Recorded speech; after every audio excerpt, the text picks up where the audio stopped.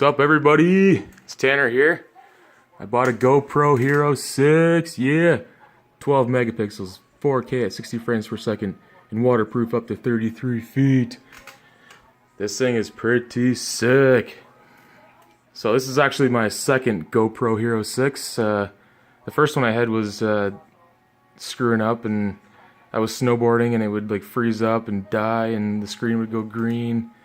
And it wasn't picking up my SD cards, and I have two here, and I'd put one in and it would say SD card busy, and then I put the other one in and it said the same thing. So I figured I might as well go get a new one, just trade it in.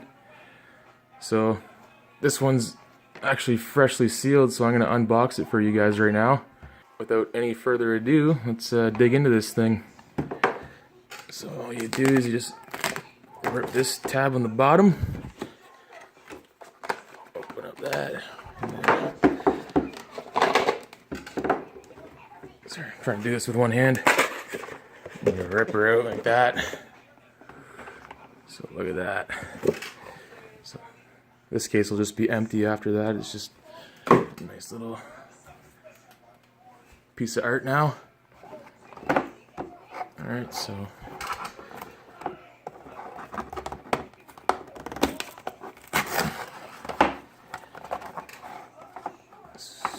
in here we have a whole lot of nothing, actually. It comes with a little bag of weed. No, just kidding. It comes with a battery. It comes with a couple helmet mounts or whatever these sticky pad things are. And a charging cable. So my biggest problem with just having the GoPro itself was you have to have the battery in it, and you can only charge your batteries through the GoPro one at a time. So this time around I actually went and bought the dual battery charger, so you can externally charge batteries now. And me being me, I brought the old one back and I actually didn't give him the battery with it, so now I have 1, 2, 3, 4 batteries. So yeah, that's a little trick if you guys want to do that. It might work for you guys. So yeah, I think that was it in here. There's little manuals and jibber jabber that nobody looks at anyway, so just take that and throw it in the garbage. So you just, for this, you just unscrew this and get rid of this little mount thing. That's garbage. So here it is. Look at that. It's a fine piece of artwork if you ask me. Now, this is just a little screen protector thing.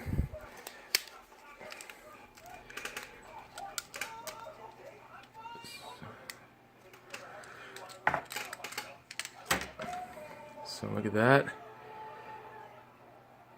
So we got two little doors in this thing. This one right here, that's for charging it, and there's actually an HDMI port in that one. Sorry, my phone won't focus right now. And then this one, that's where you put the battery in there.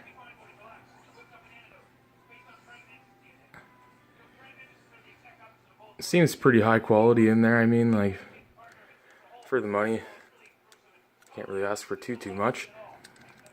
These things are like rubber pads that keeps it waterproof. So you gotta make sure you close these doors right. So let's stick a battery in here and see what this thing does. Now, I bought this GoPro to obviously shoot videos at my shop. And I have other hobbies like snowboarding and biking that it could also come in handy for. So I figured might as well invest in one and record some stuff, you know. Alright, to turn it on, you just push this little button on the side.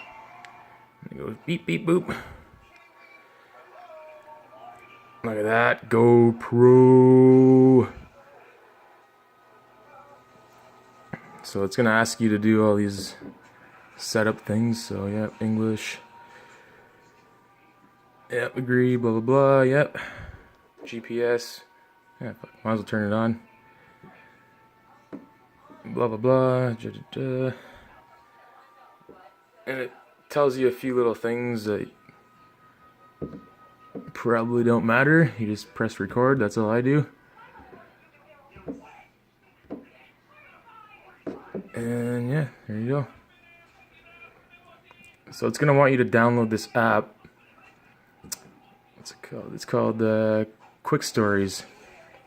Now, in my opinion, the Quick Stories is pretty useless. Like, I haven't really used it yet, so it's up to you guys if you want to use that or not. All things aside, if you guys want to know how much one of these things costs, I paid $1,029 for mine. Now, that includes the actual GoPro itself, which is $649, a spare battery because it only comes with one battery, and the memory card and the warranty. That's why it's this much. I would highly recommend buying the second battery because the GoPro actually only comes with one battery, which, in my opinion, is pretty no good because I think by the time you record 45 minutes, this thing is dead. And especially in the cold, this thing is going to be dead in no time unless you take it off and keep it in one of your inside pockets. So definitely invest in a spare battery.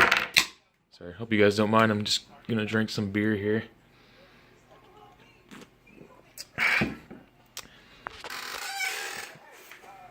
We actually ran into a few people at the hill that one guy said he lost his GoPro in the snow the one time. So I started to notice that my my mount was actually lifting up off my helmet in the one corner here. So just stick it on, and you're supposed to wait 24 hours to let the adhesive bond to your helmet. Maybe that's what I did wrong, I don't know. Maybe, who knows. Came up with the brilliant idea to take some dental floss and actually rope it through the mount. I had paracord, but the paracord, I couldn't find a way to fit it through without breaking the case because it's too thick. So, I don't know. I'm sure GoPro sells like some sort of strap or harness to keep this thing from falling off and you losing $1,000, but we were at the mountain and I didn't have time to do that, so I highly recommend Oral-B Satin Dental Floss. Just put it on and tie it up in a few double knots or reef knots or whatever you can do.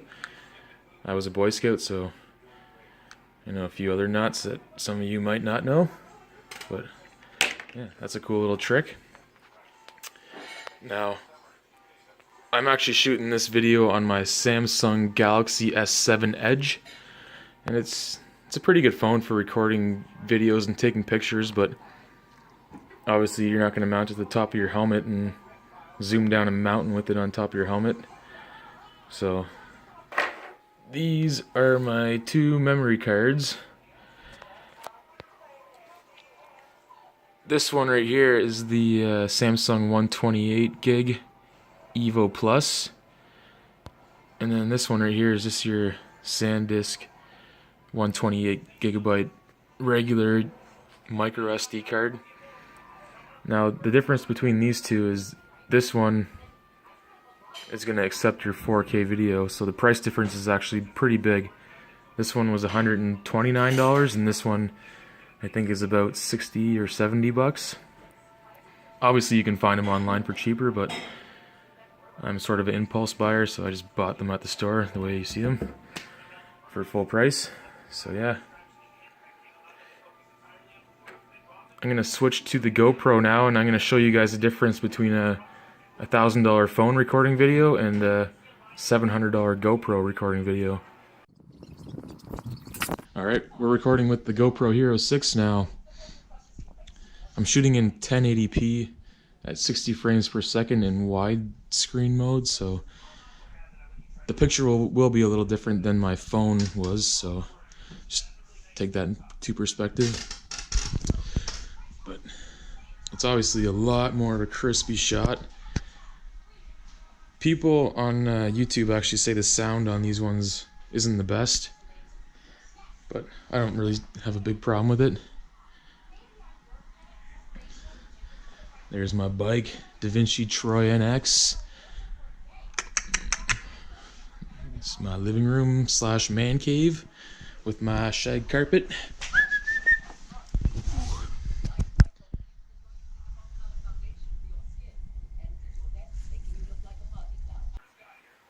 Alright, this is shooting with my Samsung Galaxy S7 Edge now. I really like the camera on this thing, the way it auto adjusts. I would highly recommend it for anybody doing a low budget video thing or whatever you're doing. DaVinci Troy NX.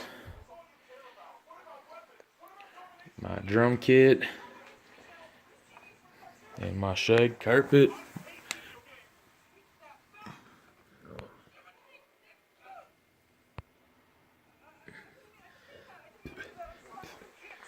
The one thing I really like on this phone, it's better than the GoPro, is the autofocus, but it's not always the best or the most perfect, but it works. And this is shot with the GoPro Hero 6.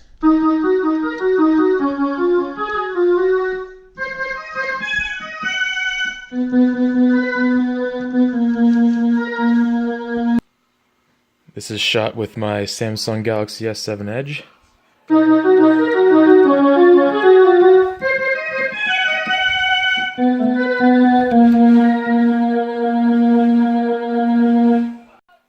going to show you guys a little clip of the video that we shot when we were in Mount Tremblant, just to show you guys the quality of this. This is shot with the GoPro Hero 6.